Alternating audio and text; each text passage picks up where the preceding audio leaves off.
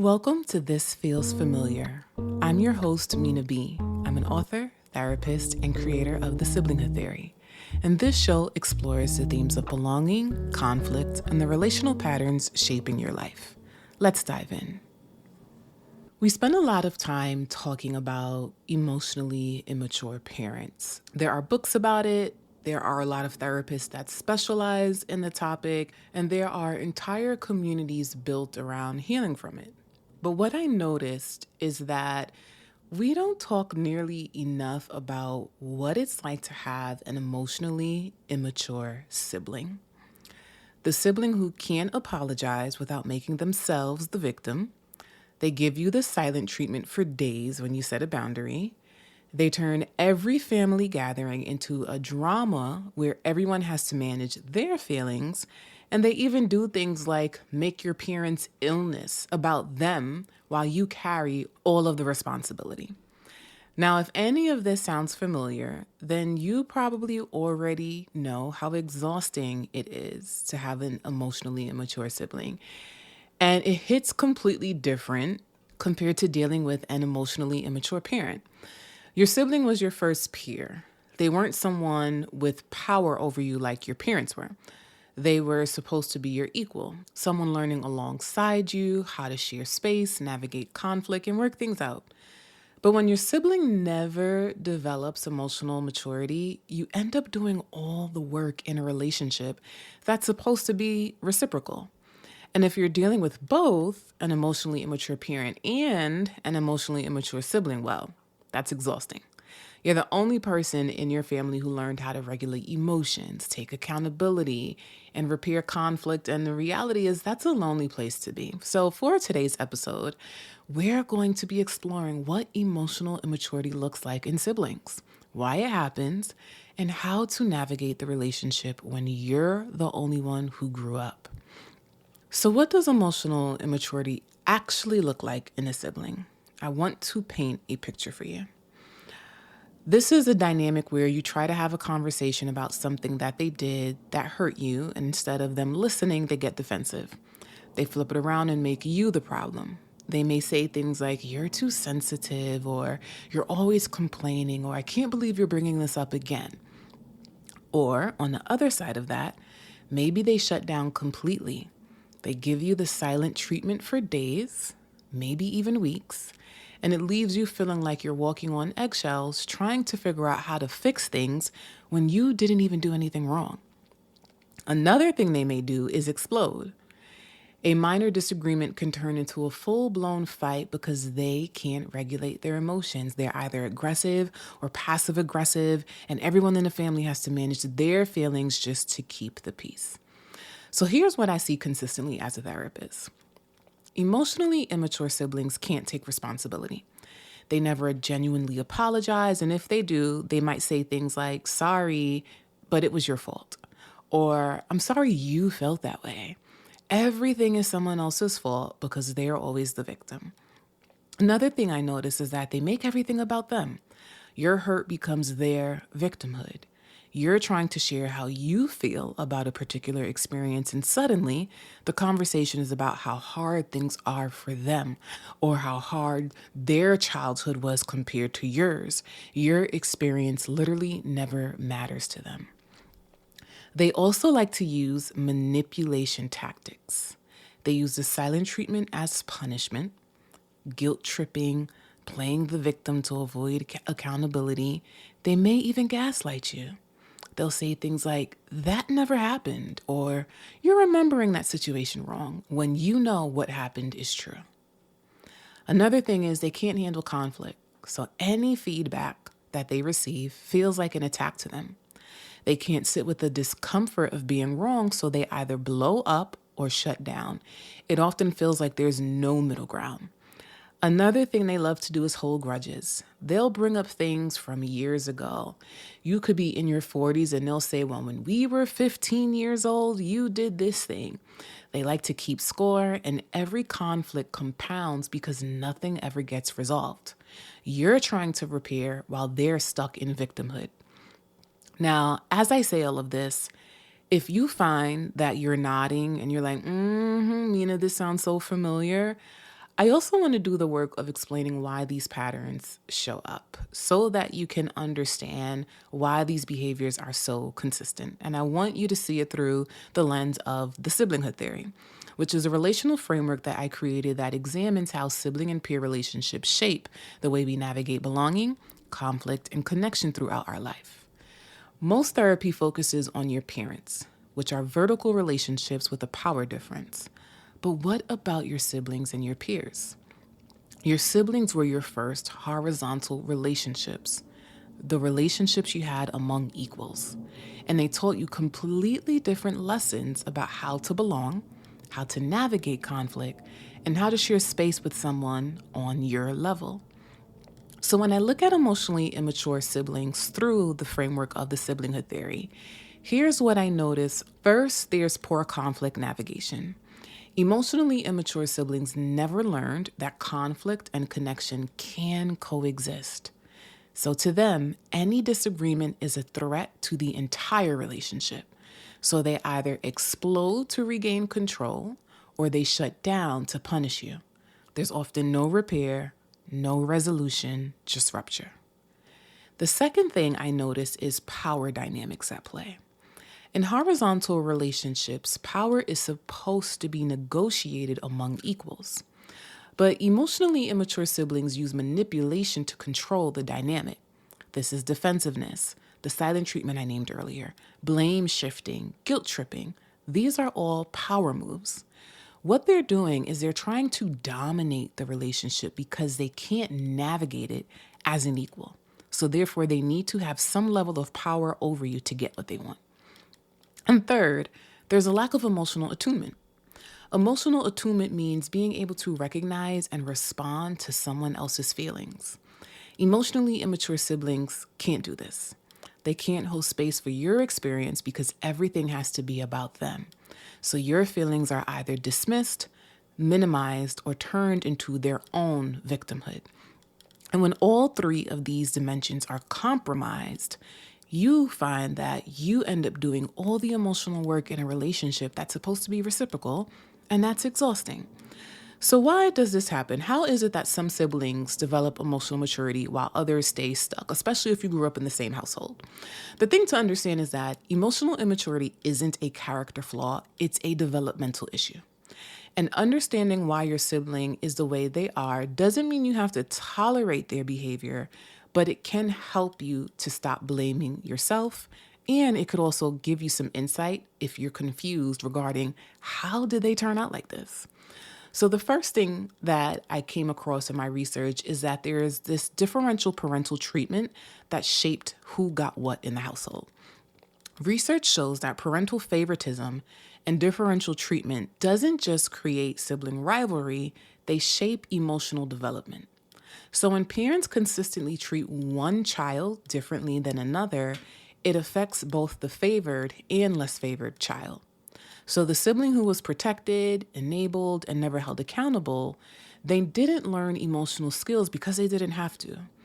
Your parents stepped in, fixed their problems, managed their emotions for them, and they became what's often called the golden child, the one who could do no wrong.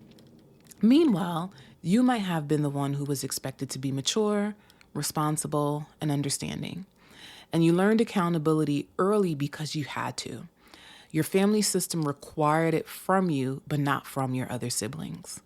Studies show that children who receive less favored treatment from parents often develop more depressive symptoms and lower self-esteem. But here's what's interesting. The less favored child often develops stronger emotional regulation skills out of necessity. And this is where survival comes in. You had to learn to manage your own emotions because no one else was going to do it for you. Another thing is that trauma responses split siblings in opposite directions. So even when siblings grow up in the same household experiencing the same dysfunction, they can respond in completely opposite ways. Research on adverse childhood experiences shows that siblings often have very different perceptions and reactions to the same traumatic events. Age, gender, varying exposure, individual perceptions, and even unique characteristics like emotional regulation all create different experiences of the same household. So even with shared traumatic experiences, siblings can perceive events very differently and their reactions are unique. Some children respond to family dysfunction by becoming hyper responsible, aka eldest daughters. They develop what's something called a fight response. They maintain their sense of reality. They speak their truth. They refuse to pretend everything is fine. And that might be you. You might be the family scapegoat, is what we call it. But others might respond by joining, which is aligning with the dysfunction for safety. So they deny, minimize, even rewrite history because they develop coping mechanisms like memory gaps or selective amnesia because acknowledging the reality would be too painful. And I think the key thing to understand is that neither of these responses are a choice. They're both survival strategies, but they create wildly different levels of emotional maturity in adulthood. Another thing is your sibling was probably never required to change. And I think this is a painful truth that a lot of my clients with difficult sibling relationships face, which is your sibling likely stayed emotionally immature because the family system never required them to grow up. Everyone manages their emotions for them. Parents accommodate their outbursts. Siblings, maybe even you walk on eggshells to avoid triggering them, and family gatherings revolve around keeping them comfortable. When there are no consequences for emotional immaturity, and when the system rewards it by catering to it, there's no incentive to develop better skills. You, the mature sibling, on the other hand, had to develop emotional maturity because of your own survival, because no one was going to manage your feelings for you. So, depending on learning to regulate yourself was necessary. You had to learn how to read the room, and you had to learn how to adapt to other people's emotional states. To me, is it fair? No. Of course it's not. A lot of things are not fair regarding how we have to grow up. But it can be very helpful to acknowledge how your family system works and the imbalance of fairness and the imbalance of care that is taking place. So let's talk about what it's like to be on the other side of this, what it actually feels like to be the sibling who did develop emotional maturity. One, you might find yourself exhausted from managing your siblings' emotions. You can't be honest with them because they can't handle honesty. You're constantly calculating how to phrase things, how to avoid triggering them, how to keep the peace. You're doing what's called emotional labor, the invisible work of managing other people's feelings so they stay comfortable. And here's the thing. You're not just managing their emotions, you're parenting your peer. This is someone who's supposed to be your equal, your ally. But instead, you're walking on eggshells, anticipating their reactions, protecting them from their own emotional dysregulation, and that's probably why you're so exhausted dealing with them. The second thing is that you feel invisible in that relationship and maybe even in your family dynamic, because sometimes when there's dysfunction happening in the family, every conversation becomes about the dysfunctional person. So you try to share something you're going through and suddenly they're the victim. Your feelings don't matter because theirs are always bigger, more urgent, more valid. Research on gaslighting, which emotionally immature siblings often use, shows that this manipulation causes victims to experience self-doubt, decreased self-esteem, and confusion. So you start questioning whether your feelings are legitimate. Maybe you are too sensitive. Maybe you're overreacting. That's what gaslighting does. It makes you doubt your own reality. And I think the extra layer to this is when you have an emotionally immature parent, they can't see the behaviors of their emotionally immature child either. So sometimes you're not just only being gaslit by your sibling, you're also dealing with gaslighting from the family system itself. And that can be isolating. Another thing that might happen is you resent them and you feel guilty about it. You love them. They're your sibling. But here's the reality.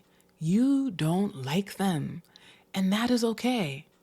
But the thing is that the idea of knowing that you don't like your sibling can create this painful internal conflict where you feel guilty for resenting someone who's your own family. You're tired of being the bigger person. You're tired of accommodating, apologizing, initiating repair. You're tired of your needs always coming last. Another thing that can happen in this relationship is that you question yourself constantly. Am I being too hard on my brother? Am I being too hard on my sister? Maybe they really can't help doing this thing. Maybe I'm expecting my sister to do more than she actually can. This is the impact of being in relationship with someone who's emotionally immature. Research shows that gaslighting exposure is associated with greater depression and lower relationship quality, even beyond other forms of psychological abuse. So their inability to take accountability makes you doubt your own perceptions. When they say that never happened or you're remembering it wrong, you start to question your own memory. When they say you're too sensitive, you wonder if maybe you are, but you're not. Your reality is real, and it's important to remember that your feelings are valid. And of course, lastly, the relationship feels one-sided. You're doing all the emotional work. You are the one who initiates conversations when there's conflict. You are the one who apologizes, even when you didn't do anything wrong, just to restore the peace, just so that the holiday is a peaceful experience, just so that when you're at your parents' anniversary party, there's no conflict. You're consistently having to accommodate their mood, their triggers, and their needs. But what do you get in return? Defensiveness, blame, the silent treatment, guilt trips, all of these difficult behaviors. This isn't a reciprocal relationship. This is you caring for someone who can't care back. So let me give you some concrete examples of how emotional immaturity shows up in adult sibling dynamics, because once you see the pattern, you'll recognize it everywhere. Family gatherings become performances. So holidays, birthdays, family dinners, they're all anxiety-inducing because you never know what version of your sibling is going to show up. Will they be fine? Will they cause drama? Will something minor set them off and ruin the whole event? Everyone walks on eggshells. The family has learned to manage them. Don't bring up a particular topic when your brother comes over. Make sure your sister gets all the attention because you know how she is. Keep her happy. And somehow you're expected to be the one who smooths things over when they inevitably get upset. It's almost as if you also have to become the parent because your parents are expecting you to be the person who deals with the conflict. Another issue is that you can't address problems without it becoming a crisis. You try to have a simple conversation about something that hurt you. Maybe they canceled plans last minute again, or maybe they said something dismissive about your relationship or your career. Maybe they just forgot your birthday for the third year in a row. And instead of a conversation, you get an explosion. They get defensive. They turn it around on you and play victim. I can't believe you're bringing this up again. You always do this. I guess I'm just the worst sibling ever, aren't I? And the thing is, depending on how they learn to deal with conflict, again, as I said earlier, they can be aggressive or passive aggressive, and you end up apologizing just to make it stop. Another thing I notice is that family crises reveal who shows up and who doesn't. So if your parents get sick, there's a funeral to plan, there's some sort of emergency, a family member needs help moving, these moments can reveal everything because you're the one handling logistics, making calls, doing the emotional labor. And where is your emotionally immature sibling? They're either absent entirely or they make the crisis about them. They can't handle the emotional weight, so they shut down, or they create more drama, and that gives you more to deal with. Another thing is your achievements trigger their insecurity and it leads to sibling rivalry. So if you get a promotion at your job, you buy a nice fancy house, you accomplish something you're proud of and even your parents are proud of, and instead of celebrating, you get silence, you get the eye rolls at dinner, you get the snarky jokes. And what's worse is that they find a way to minimize it. They might even try to compete with it, or they'll try to make it about themselves. Well, I have a bigger house than you. I have a nicer car than you. They literally can't be happy for you because your success makes them feel like a failure. Everything is zero sum to them. Your win is their loss. And lastly, setting boundaries with an emotionally immature person is always going to make you a villain in their story. So when you finally decide you need some distance, you stop answering every single phone call immediately. You don't respond to text messages immediately. You even say, no, thank you. I'm not going to go to this barbecue because I don't want to see them. Or you set a simple boundary by saying, you're not allowed to be around my children. So if you're going to be at mom's house, I'm not bringing my daughter.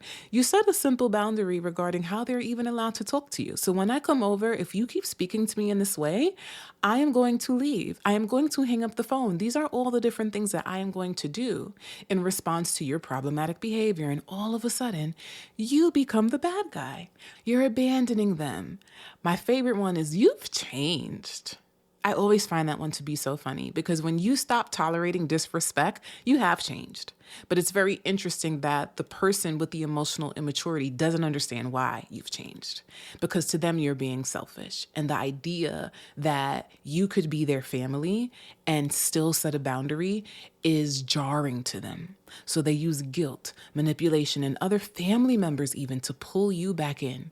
And if that doesn't work, they find different ways to punish you. Maybe they start gossiping about you. They use the silent treatment, like I said. They make these snarky comments on Facebook and you know it's about you, or they exclude you from things. So as I said, if you've been listening to this so far and you're like, Mina, this is exactly what I'm dealing with, I am going to do a quick rundown and name different signs that you might be dealing with an emotionally immature sibling. So you can't have conversations without drama. Check. You're dealing with an emotionally immature sibling. You're always walking on eggshells around them. They've never genuinely apologized for anything, literally anything. They could buy the wrong eggs from the store and they'll say it was your fault when they're the ones who picked it up. Every conflict ends with you accommodating them. You feel more like their parent than their peer. You dread seeing them. You feel a relief when they're not around. Other family members expect you to manage them. Your feelings are always less important than theirs. You can't celebrate good news with them. They hold grudges for years, and any boundary you set is treated as a personal attack. So if more than a few of these resonated with you, I want you to understand you're not imagining your sibling dynamic. You're most likely dealing with an emotionally immature sibling. So what can you do about this? I want you to know that even in difficult relationships, you are not powerless. So I'm going to give you some strategies that you can start trying out to help you deal with your emotionally immature sibling. The first thing is probably the hardest thing, but it's radical acceptance, accepting them for who they are. Your sibling may never develop the emotional maturity you want. This isn't about giving up hope, but it is about accepting reality. Acceptance doesn't mean approval. It means you stop expecting them to show up differently and start dealing with who they actually are. This is one of the hardest shifts to make because it requires grieving. You have to let go of the sibling you wished you had and see the one who's actually in front of you. When you stop expecting them to apologize, to take accountability, to change, you stop being disappointed. That doesn't mean you like it. It just means you're not shocked every time they act exactly like themselves. Acceptance gives you back your power because you're no longer waiting for them to be different before you can move forward. The next thing you can do is to stop trying to change them. You can't force someone to grow. Your feedback won't suddenly make someone self-aware. Trying to fix them keeps you stuck in a dynamic where you're responsible for their emotional development and you're not. Every conversation where you try to explain how they hurt you, every attempt to get them to see your perspective, every hope that this time they'll finally understand, it's all energy. It's all energy you're pouring into someone who either isn't ready or willing to receive it. You've probably already tried multiple times to address issues, and each time you probably get the same response: defensiveness, deflection, or even chaos and more drama and dysfunction. Is that really what you want to deal with? No. But that is your answer. They're showing you who they are. People change when they want to, not when you need them to. So your job isn't to teach them emotional maturity. Your job is to be the mature person by learning to recognize when people don't want to change and making sure you're adjusting accordingly. The next thing, as I said earlier, is that you are not powerless. So that means you need to set clear boundaries with your sibling. Decide what you will and won't tolerate. So if they yell at you when they're having a conversation over the phone, you can let them know I'm hanging up right now. If they give you the silent treatment, don't chase them. Don't bother chasing them because that's exactly what they're looking for. If they make family events unbearable, ask yourself if you want to attend, and if you do attend, what are the limits and guidelines that you're going to put in place when you're around them? Boundaries aren't punishment, they're protection. The hardest part about boundaries with emotionally immature siblings is that they'll test them. They will test them. They'll push back, guilt trip you, even recruit other family members to convince you you're being unreasonable. They might escalate their behavior to force you back into the old pattern. And this is where you have to stay firm. A boundary without enforcement is just a suggestion. You don't need to explain, justify, or defend your boundaries repeatedly. State them once, then demonstrate them through your actions. When they cross the line, you follow through with the consequence you set every single time. This is key. You cannot be hot and cold. When you set a boundary, stick with the consequence of it every single time. I also want you to stop managing their emotions. Let them sit with their own discomfort. Their feelings are not your responsibility. You can care about them without caretaking for them. Stop smoothing things over. Stop protecting them from their consequences. Stop being the family's emotional buffer. You've been trained to anticipate their reactions, to phrase things carefully so they don't get upset, to absorb their anger so it doesn't spill onto everybody else, and that's exhausting and it's not sustainable. When you stop managing their emotions, they might get worse before they get better. They might blow up, shut down, or create more chaos, but let them. Their dysregulation is information for everyone else about who's actually doing the work in the family. You stepping back might force other people to finally see what you've been carrying alone. I also want you to consider what it looks like to limit your emotional investment. Share less and expect less. Sometimes you have to keep the relationship surface level if needed. You don't have to cut them off if you don't want to, but you also don't have to keep pouring into a relationship that doesn't pour back, and if it feels exhausting. Keep conversations light. Let's talk about the weather. Let's talk about work updates or superficial family issues. But you stop telling them about what you're going to be doing for your birthday. You stop telling them about the problems in your relationship with your spouse. You stop telling them about the issues that you're having with your kid. That's not their business. They might not need to know that because they might weaponize that information against you. So stop seeking their approval and their support and their validation. I want you to save your emotional intimacy for people who can actually hold it. Your sibling gets the version of you that's safe to share with someone who can't be trusted with your full self. That might feel sad, but it's also self-preservation. Another thing is, maybe you need to consider reducing contact. This doesn't mean estrangement. What it means is you don't have to maintain the same level of involvement with your siblings that you've already had. So low contact is a valid option. This might look like limiting visits, responding less frequently to texts, or skipping certain family events. Low contact doesn't always require an announcement or a dramatic conversation. You can literally just quietly pull back. Take longer to respond to messages, decline invitations without elaborating why you can't go or over-explaining, and just create natural distance through your choices. Other family members might notice and ask questions, but you don't owe them detailed explanations either. We're not as close as we used to be is literally a complete sentence, and maybe that's all you have to explain to someone. The other thing I want to share is that sometimes you do need to find support outside of your family. Therapy is a beautiful place to process the relationship that you have with your sibling. Friends also, and even community that doesn't require you to shrink. You need people who won't gaslight you into thinking this is your fault or you're responsible. One of the most damaging parts of having an emotionally immature sibling is the isolation. Family members might minimize your experience because acknowledging it would require them to change how they interact with your sibling too, and it might also require them to hold themselves accountable and responsible for behaviors they've swept under the rug. So I want you to remember that sometimes outside support is necessary. A good therapist can help you see the patterns clearly and even help you develop strategies that can work. Don't neglect support groups, okay? I feel like we spend a lot of time talking about one-on-one therapy, but support groups are so helpful. And there are support groups for adult children of dysfunctional families that also talk about difficult sibling dynamics. The last thing I want you to think about is what it looks like to grieve the sibling relationship you wanted, because this is a real loss. You deserved a sibling who could meet you with emotional maturity, one who you could navigate conflict with, and someone who could be your ally, your best friend. And sometimes you're going to have to mourn the relationship that you have while you come to terms with recognizing you may not get the sibling relationship that you want. You're allowed to be angry about it. You're allowed to feel the full weight of what you didn't get. Grief doesn't follow a timeline, and it's not linear.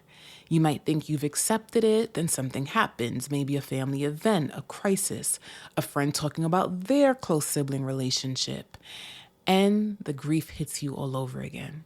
That's normal. You're grieving not just what you didn't have in childhood, but what you won't have in adulthood either. You're grieving the future you imagined where your sibling eventually grew up, and that does deserve space and acknowledgement. So here's what I want you to understand about emotionally immature siblings. You didn't cause their immaturity, okay? Even if you were the parentified child, that doesn't mean that you were actually the parent in the home. So if you are also blaming yourself for their immaturity, I want you to take a step back and look at the bigger picture. Who was really responsible for helping your sibling develop the skills that they needed? It wasn't you, it was your parent. And you also deserve relationships where you're not constantly managing someone else's emotions. It's okay to love someone from a distance. It's okay to protect your peace over their comfort. And that doesn't make you a bad sibling. It makes you someone who values your own well-being. The relationship you wanted with your sibling might not be possible, and grieving that is part of accepting reality. But what is possible? Well, building a life where you're not defined by their dysfunction, where you're not exhausted from emotional labor that goes nowhere, and where you can finally stop being the responsible one and just be yourself and just live life. Your sibling's emotional immaturity is not your burden to carry. You can love them and create distance with them. You can love them and you can dislike them. And you can also love them and protect yourself at the same time. So if this episode resonated with you, please take a moment to rate and subscribe to the show. And if you want to go deeper into these themes, subscribe to my newsletter, All the Hard Things on Substack. And you can also order my book, Owning Our Struggles, wherever books are sold. Here's what I really want you to remember from today's episode. Your sibling's emotional immaturity is not your burden to carry. You can love them and protect yourself at the same time. Until next time.